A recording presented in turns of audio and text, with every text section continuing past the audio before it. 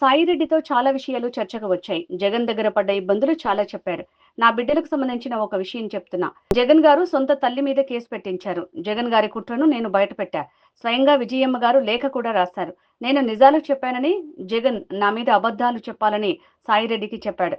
సాయిరెడ్డి చెప్పను అంటే బలవంతంగా ఒప్పించారు. స్వయంగా సాయిరెడ్డికి జగన్ కాల్ చేశాడు. ప్రెస్ మీట్ పెట్టమని ఒత్తిడి చేశారు.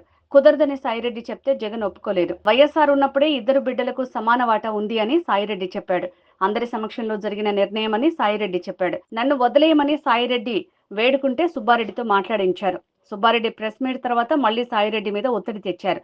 నాకు ఇష్టం లేదని సాయిరెడ్డి వేడుకున్నా వదిలిపెట్టలేదు. ఈ విషయం స్వయంగా సాయిరెడ్డి చెప్పారు.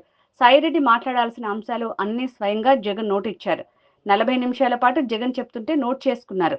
జగన్ నైజం ఇదే అని సాయిరెడ్డి అర్థం చేసుకున్నారు. సాయిరెడ్డి చెప్తుంటే చాలా బాధేసింది. జగన్ ఇంతలా దిగజారాలా? వైఎస్ఆర్ కొడుకు అయ్యుండి క్యారెక్టర్ దిగజారాలా అని ఏపీపీసీసీ చీఫ్ వైఎస్ షర్మిలారెడ్డి అన్నారు. ఈరోజు రాత్రి 7 గంటలకి ప్రెస్ మీట్ పెట్టేయి అని చెప్పారట.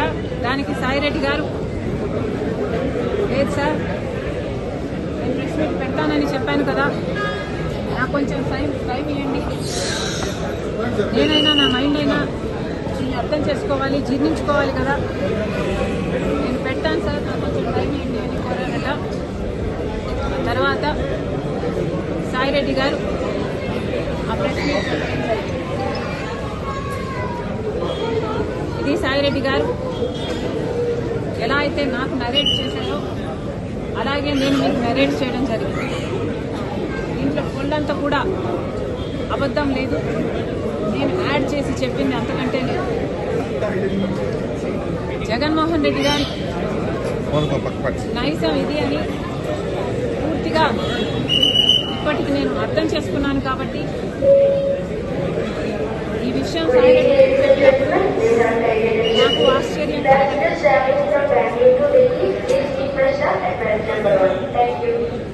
కానీ సాయిరెడ్డి గారు ఇంత వివరంగా చెప్పేసరికి నా వివిడ్ ఇమాజినేషన్తో నేను ఊహించుకునేసరికి నాకే చాలా బాధేసింది. జగన్మోహన్ రెడ్డి గారు ఎంతలా దిగజారిపోయారు.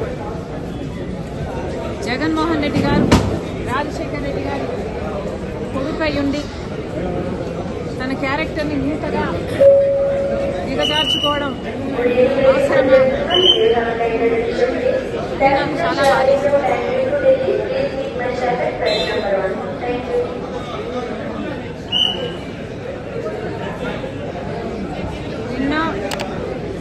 నిన్నే కదా జగన్మోహన్ రెడ్డి గారు ప్రెస్ మీట్ పెట్టి క్యారెక్టర్ గురించి ఒక కొత్త ఫిలాసఫీ చెప్పారు. క్యారెక్టర్ అంటే వాటర్లో నీళ్ళ లాంటిది. ఆ నీళ్లు పడేసుకుంటే మళ్ళీ దాన్ని సమకూర్చుకోలేము. ఆ నీళ్లు భూమిలో ఇంకిపోతే మళ్ళీ దక్కించుకోలేమని జగన్మోహన్ రెడ్డి గారు చాలా పెద్ద డైలాగులే చెప్పారు. ఒక పక్కేమో జగన్మోహన్ రెడ్డి గారు క్యారెక్టర్ గురించి ఇంత పెద్ద పెద్ద డైలాగులు చెప్తున్నారు. ఇంకో పక్క నేనేమో అసలు జగన్మోహన్ రెడ్డి గారు క్యారెక్టర్ అంటే ఏమిటో అన్న పదానికి అర్థం కూడా మర్చిపోయారు కాబోలు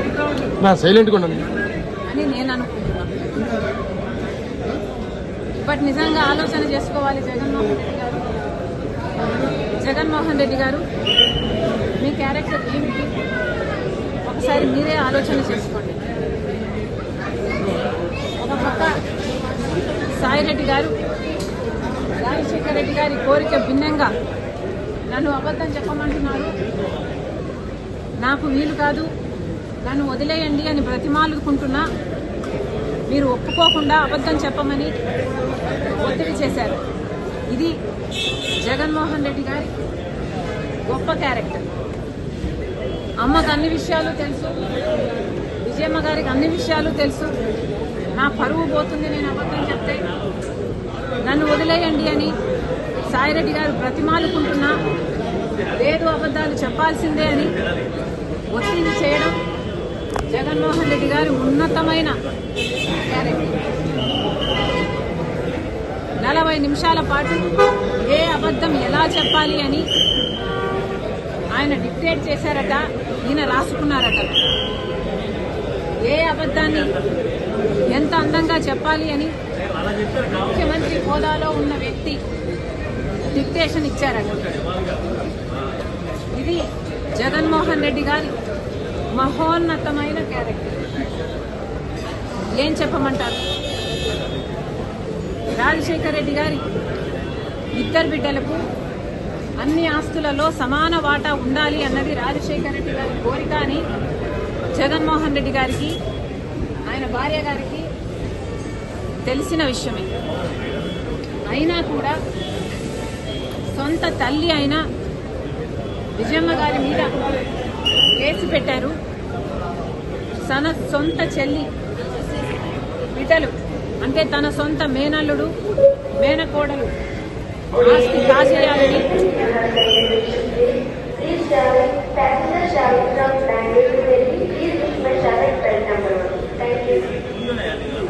తన సొంత మేనల్లుడు మేనకోడలు ఆస్తి కాజేయాలని కుట్రలు పన్ని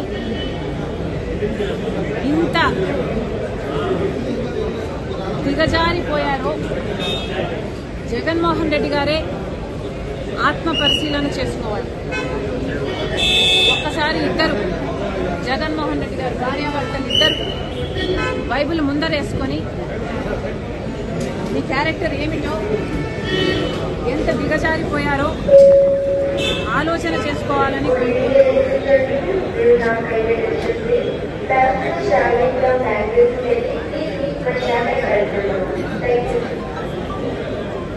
How will you face God? How will you face Dad? And how will you face my children? ఒకసారి ఆలోచన చేసుకోండి. జగన్మోహన్ రెడ్డి గారు ఈరోజు పొద్దునే సాక్షిలో చాలా ఇంట్రెస్టింగ్, ఈరోజు పొద్దున సాక్షిలో నేను చదివాను. జగన్మోహన్ రెడ్డి గారు చెప్తున్నారు, పిల్లలకు మనం ఏం చెప్తాం? అబద్ధాలు ఆడకూడదు, మోసం చేయకూడదు, ఎదుటి వారికి మంచి చేయాలి, మాట తప్పకూడదు, విలువలు ఉండాలి, విశ్వసనీయత పెంచుకోవాలి. పార్టీలో ఉన్న వారికి చెప్పే సిద్ధాంతం ఏమిటి అంటే అబద్ధాలు చెప్పు, మోసం చెయ్యి, మన స్వార్థం కోసం ఏం చేసినా తప్పులేదు, ఆఖరికి వెన్నుపోటు పొడిచినా తప్పులేదు. ఇది జగన్మోహన్ రెడ్డి గారు నిన్న ప్రెస్ మీట్ పెట్టి మరీ చెప్పారట. మరి జగన్మోహన్ రెడ్డి గారు, మీరు సాయిరెడ్డి గారి చేత మీరు అబద్ధం చెప్పమని మీరు చెప్పలేదా? మీరు చెప్పించలేదా?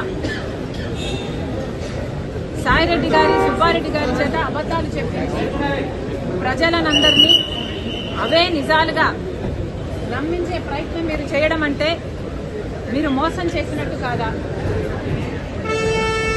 సొంత తల్లినే మీదనే కేసు వేయాలి అని మీరు కేసు వేస్తే మీ స్వార్థం కోసం ఏమైనా చేయొచ్చు అన్న సిద్ధాంతం మీరు ఫాలో అయినట్టు కాదా? సొంత చెల్లెలకి తన బిడ్డలకే మీరు వెన్నుపోటు పొడిచి మీరా ఇంకొకరి గురించి మాట్లాడేది? అవతల వాళ్ళకి గురించి 1 వేలు చూపిస్తున్నప్పుడు 4 వేలు మీ వైపే చూపిస్తున్నాయన్న విషయం మీరు మర్చిపోతున్నారు జగన్మోహన్ రెడ్డి గారు. దయాలు వేదాలు వర్ణిస్తే ఎంత అసహ్యంగా ఉంటుందో అంతకంటే అసహ్యంగా ఉంది జగన్మోహన్ రెడ్డి గారు నీతులు చెప్తుంటే. ఇంకా ఏం చెప్పారు? క్రెడిబిలిటీ గురించి మాట్లాడారు. విలువలు, విశ్వసనీయత ఉండాలి అని మాట్లాడారు. అసలు జగన్మోహన్ రెడ్డి గారి డిక్షనరీలోనే విశ్వసనీయత, క్రెడిబిలిటీ అన్న పదాలు తీసివేయలేదా? మిగులుందా జగన్మోహన్ రెడ్డి గారికి క్రెడిబిలిటీ? ఒకసారి ఆలోచన చేసుకోవాలి. రాజశేఖర రెడ్డి గారు ఏ బీజేపీకి వ్యతిరేకిగా నిలబడ్డాడో అదే బీజేపీతో అక్రమ సంబంధం పెట్టుకొని 5 ఏళ్ల పాటు అధికారంలో ఉండి ప్రత్యేక హోదాని తాకట్టు పెట్టి ఆంధ్ర రాష్ట్ర బిడ్డల భవిష్యత్తుతో చెలగాటమాడాడు జగన్మోహన్ రెడ్డి గారు. ఇంకా జగన్మోహన్ రెడ్డి గారు మీకు క్రెడిబిలిటీ మిగిలే ఉందా? రాజశేఖర రెడ్డి గారు జలయజ్ఞంలో తలపెట్టిన ప్రాజెక్టులను 6 నెలల్లో మీరు పూర్తి చేస్తామని చెప్పారు. అది మీరు నవరత్నాలలో కూడా పెట్టుకున్నారు. ఆఖరికి అది పూర్తి చేయకపోగా కనీసం రాజశేఖర రెడ్డి గారు కట్టిన ప్రాజెక్టులు ఏఎంసీ మెయింటెనెన్స్ కూడా మీరు చేయకపోతే గేట్లు ఊడి నీళ్లలో తేలుతున్న ముఖ్యమంత్రిగా మీరు పట్టించుకోలేదు. ఇంకా ఎక్కడుందండి మీకు క్రెడిబిలిటీ? పూర్తి మద్యపాన నిషేధం చేస్తామని చెప్పారు జగన్మోహన్ రెడ్డి గారు. మద్యపాన నిషేధం చేయకపోగా ఓన్లీ క్యాష్ అని మద్యం మాఫియా నడిపి బూమ్ బూమ్ లాంటి నాసిరకం మద్యం సప్లై చేసి ప్రజల జీవితాలతో ఆడుతున్నాడు జగన్మోహన్ రెడ్డి గారు. ఎక్కడుంది మీకు విశ్వసనీయత?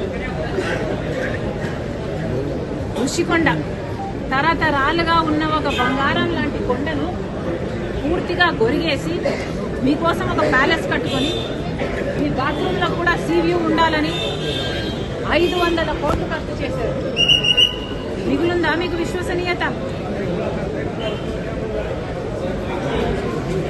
సొంత చిన్నానని హత్య చేయించాడు అని సిబిఐ చెప్పిన అవినాష్ రెడ్డికి మళ్లీ టికెట్ ఇచ్చారు. పక్కన పెట్టుకొని తిరిగారు జగన్మోహన్ రెడ్డి గారు. ఎక్కడ మిగిలిందండి మీకు విశ్వసనీయత? పైనేమో రాజశేఖర రెడ్డి గారి ఫోటో, కిందేమో వివేకానంద రెడ్డి గారి పర్సనల్ ఫోటోలు పెట్టి వివేకానంద రెడ్డి గారు పరువు తీశారు జగన్మోహన్ రెడ్డి గారు. మిగులుందా జగన్మోహన్ రెడ్డి గారికి క్రెడిబిలిటీ?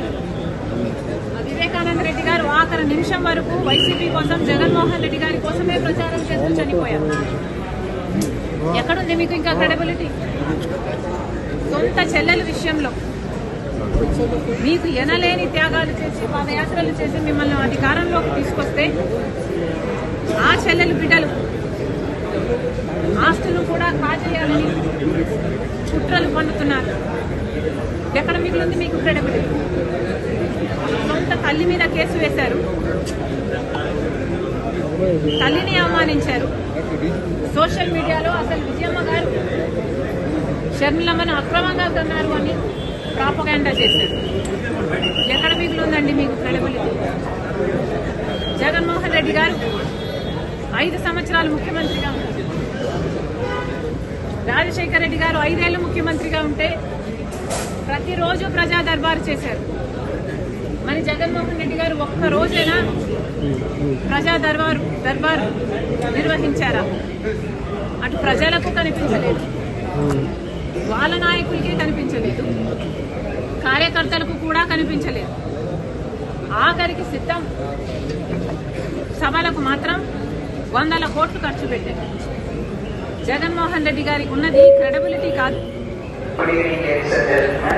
డబ్బు ఉంది అన్న అహంకారం.